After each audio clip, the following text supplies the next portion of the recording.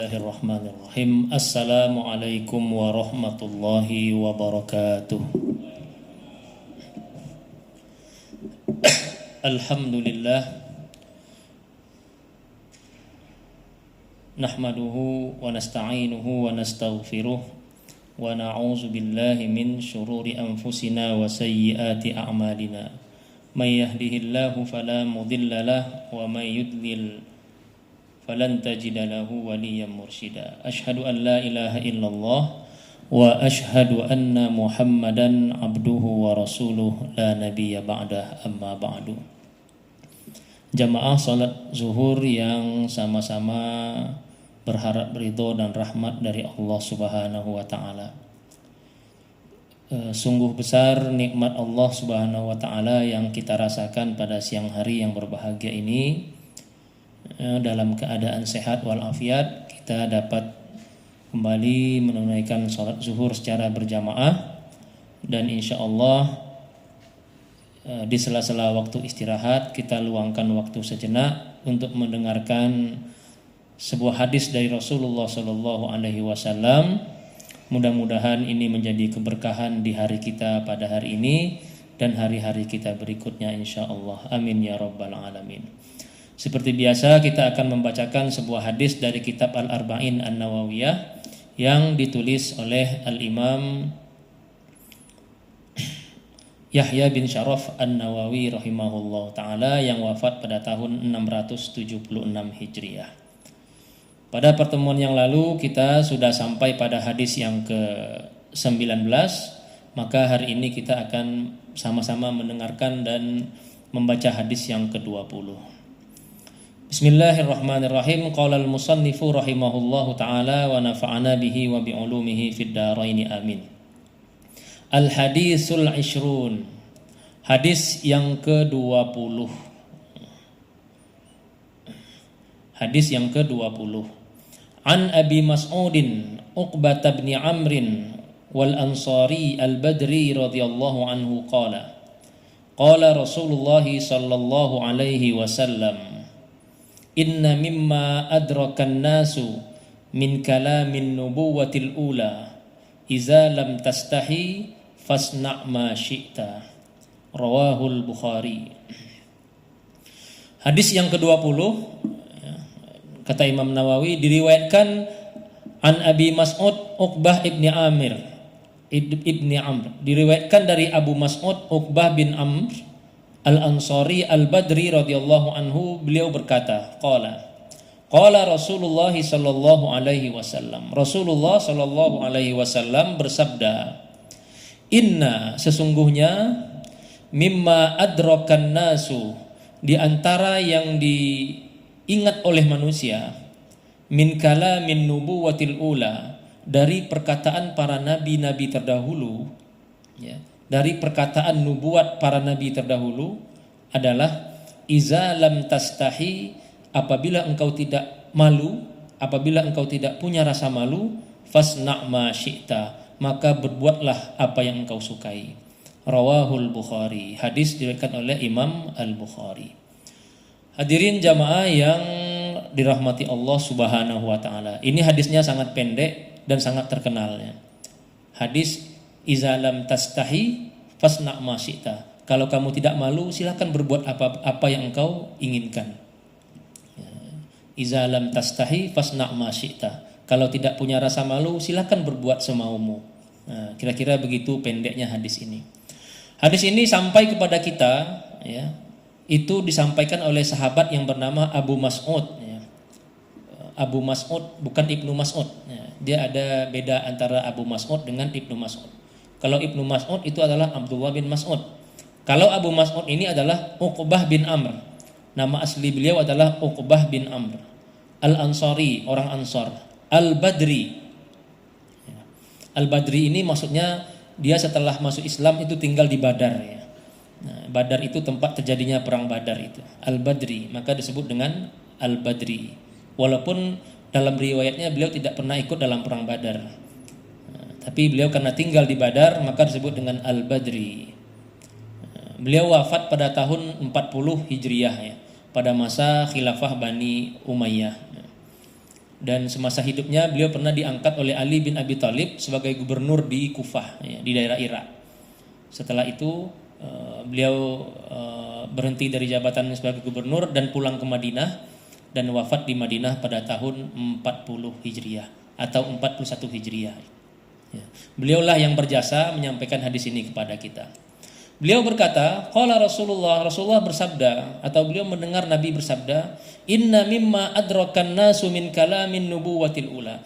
Di antara wasiat atau petuah atau wejangan yang selalu dikenang manusia dari perkataan nabi-nabi terdahulu adalah iza lam tastahi fasna' ma syi'ta. Jika engkau tidak malu, maka berbuatlah sesukamu.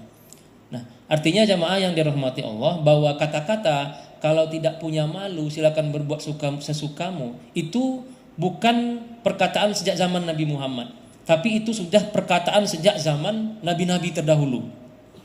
Artinya nabi-nabi yang sebelum Rasulullah Muhammad SAW itu sudah mengajarkan kepada umatnya untuk memiliki rasa malu. Di antara pesan-pesan Nabi terdahulu itu adalah jika engkau tidak punya rasa malu, silakan berbuat apapun yang engkau inginkan. Nah, ini hadis ini diriwayatkan oleh Imam Bukhari, juga ada di dalam Sunan Abu Daud dan lain-lain.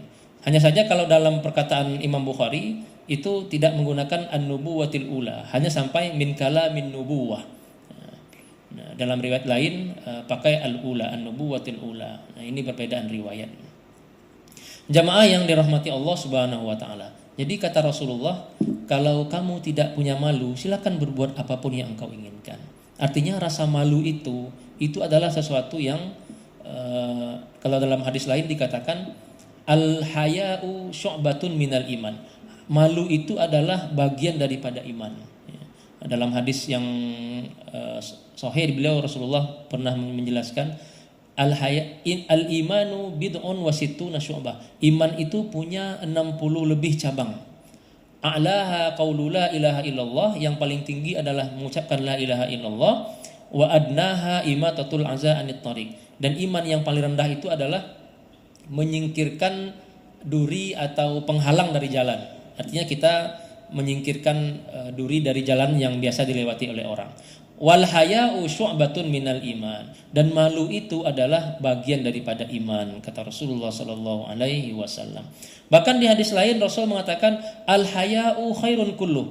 Malu itu semuanya baik. Nah, jadi apapun jenisnya malu itu baik. Dalam hadis lain Nabi juga pernah mengatakan al imanu wal haya qurina jami'an. Malu dan iman itu berjalan seiringan. Wa iza rufi'a ahaduha rufi'al akhar. Apabila salah satunya diangkat, maka diangkat juga lah yang lain. Artinya kalau malu itu dicabut, imannya juga dicabut. Artinya malu dan iman itu jalan beriringan atau ada bersamaan dalam diri seorang mukmin. Nah, jamaah yang dirahmati Allah Subhanahu wa taala. Nah, pertanyaannya apa itu malu? Kata Imam Al-Raghib Al-Asfihani, ya, kalau tidak salah dalam kitab beliau Mufradat li Alfazil Quran, beliau mengatakan al-haya, malu itu adalah inqita'un nafsi anil qaba'ih, gitu. Ketika kita tidak melakukan sesuatu yang dianggap buruk di mata orang lain, tidak mau melakukan sesuatu yang dianggap buruk, al-qaba'ih. Dan beliau mengatakan wahuwa min khosaisil insan. Malu itu adalah karakter manusia yang tidak ada pada makhluk lain. Artinya salah satu ciri manusia itu adalah manusia, dia punya rasa malu. Kalau dia tidak punya rasa malu, maka tidak sempurna manusianya. Makanya hewan tidak punya rasa malu. Hewan mungkin punya rasa syahwat, punya rasa lapar, punya rasa haus, punya rasa birahi, punya segala macam. Tapi malu dia tidak punya. Nah, oleh karena itu kata Imam Ar-Raghib Al-Asfihani, al-haya'u min khosaisil insan. Malu itu bagian dari karakter manusia yang tidak ada pada hewan ataupun tumbuhan dan makhluk-makhluk yang lain. Nah, jamaah yang dirahmati Allah Subhanahu wa taala. Kadang malu ini itu tidak ada hubungannya dengan dosa, kadang-kadang ya. Al-haya'u mimma yu'ab. Malu itu kadang-kadang itu hanya kita tidak mau melakukan sesuatu yang dianggap aib oleh orang lain. Ya. Walaupun itu sekarang bukan kesalahan, tapi karena sesuatu yang sifatnya sumbang ya, misalnya sumbang itu sudah padahal mungkin tidak melanggar hukum, tidak melanggar syariat, tapi itu sumbang di mata orang banyak dan kita tidak melakukannya. Nah, itu malu itu masuk dalam kategori itu.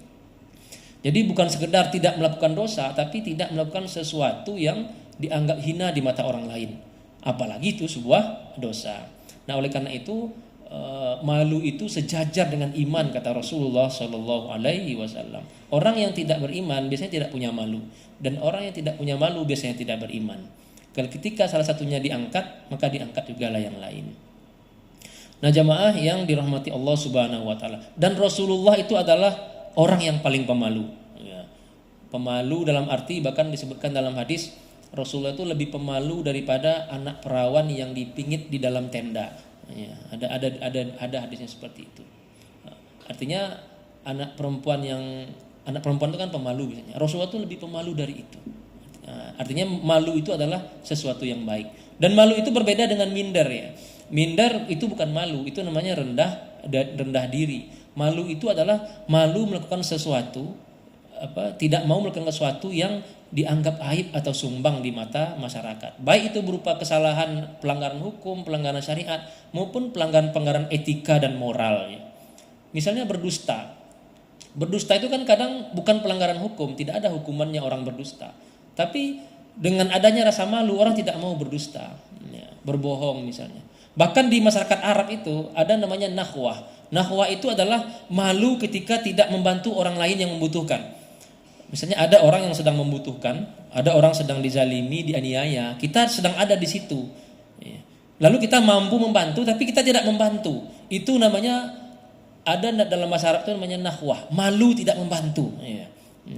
Nah, kalau kita punya iman, kita akan membantu. Dan kalau kita tidak punya iman, maka kita tidak akan membantu. Nah, jamaah yang dirahmati Allah Subhanahu Wa Taala, mungkin ini yang dapat kita sampaikan dari hadis yang singkat ini, yang mudah-mudahan ada manfaatnya bagi kita semua dan dapat menambah keimanan kita di sisi Allah Subhanahu Wa Taala. Usikum wa nafsi bitaqwallah. Wassalamualaikum warahmatullahi wabarakatuh.